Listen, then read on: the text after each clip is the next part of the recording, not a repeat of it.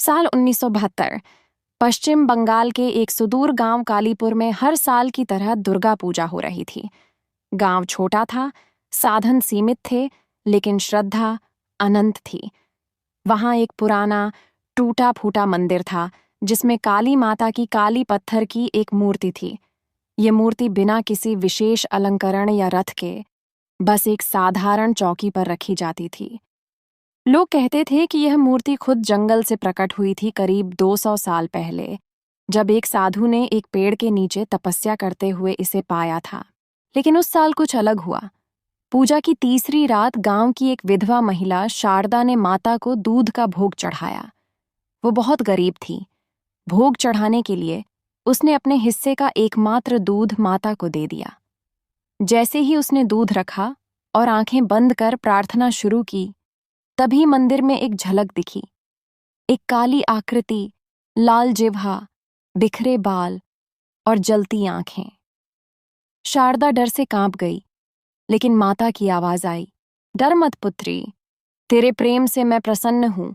ये गांव अब मेरी छाया में रहेगा।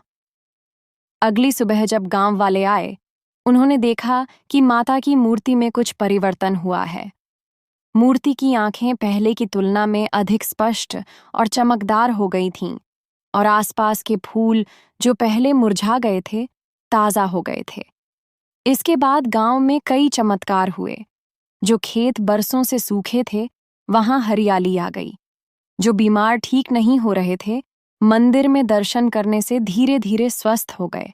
और सबसे बड़ी बात, गांव में फिर कभी अकाल नहीं पड़ा।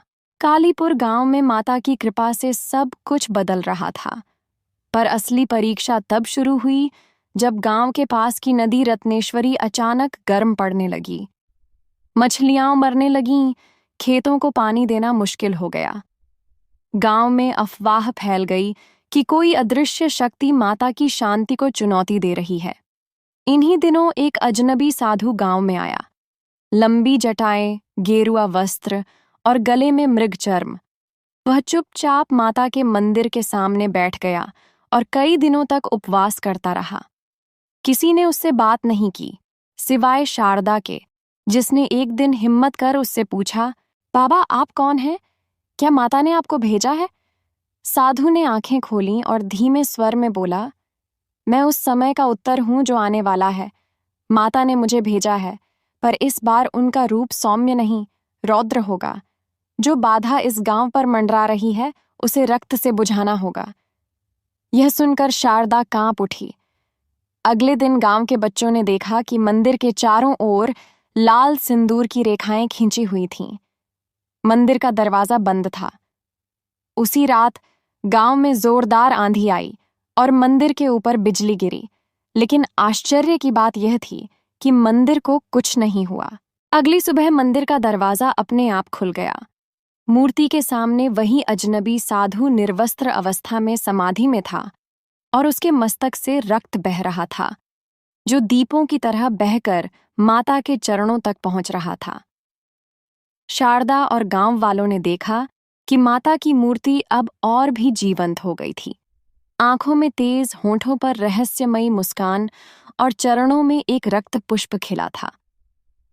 तभी मंदिर के भीतर गूंज उठी एक गूढ़ वाणी, जब तक एक भक्त में समर्पण है तब तक मैं हूं। जो मुझे प्रेम से बुलाएगा उसकी हर बाधा मेरे रक्त से भी हल हो जाएगी। उस दिन से रत्नेश्वरी नदी फिर से शीतल हो गई। गांव में फिर कभी कोई आपदा नहीं आई। वह साधु कभी नहीं मिला। लेकिन माता के चरणों में हर साल एक रक्त के रंग का पुष्प अपने आप प्रकट होता है, आज भी। कहते हैं कालीपुर जाने वाले को यदि सच्चे दिल से एक सवाल करना है, तो माता उसके उत्तर सपने में देती हैं। ये कथा न किताबों में है, न इंटरनेट पर। यह सिर्फ उनकी है, जो माँ से दिल से जुड़े हैं।